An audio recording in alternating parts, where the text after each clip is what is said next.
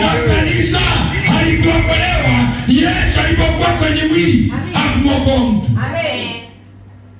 Hakuokoa. Amen. Bwana Yesu asifiwe. Amen. Ila alipokuwa katika mwili alikuwa anaandaa ufalme. Amina.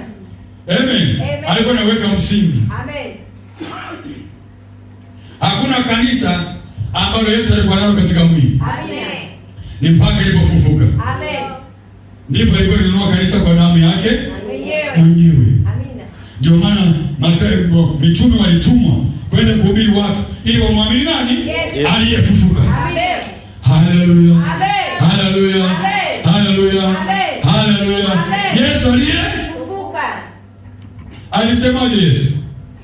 Mimi na uwezo wa kutoa uhai wangu na kuutwaa tena.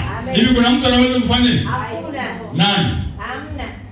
Nani? Hakuna. Ni Mungu peke yake. Amen. Kwa nini alisema Yesu, mimi na uwezo wa kutoa uhai wangu? Amina.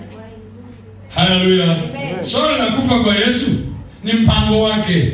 Kwa kumwokoa mwanadamu. Nani angemuua? Wewe unaweza kumuua Mungu? Hapana. Huwezi.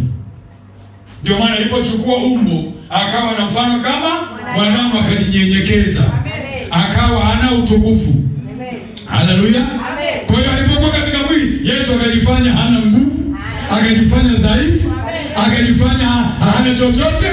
Haleluya. Haleluya. Lakini Yesu, tumesema Isaya, ni Mungu mwenye nguvu, ni Baba wa milele, ni mfalme wa amani, ni mshauri wa ajabu. Na walipotaka kuleta Mafarisayo, wakati mwingine alijifunua.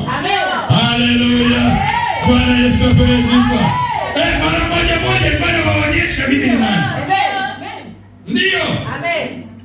Bwana akasema huyu ni nani? Yeye mwenyewe yu mwanadamu, lakini anajifanya kuwa sawa na nani? Alikuwa ni Mungu. Yesu alikuwa na asili hizi mbili. Alikuwa na asili ya binadamu na asili ya Mungu. Na yote kunafanya kazi kwa wakati mmoja. Bwana Yesu apewe.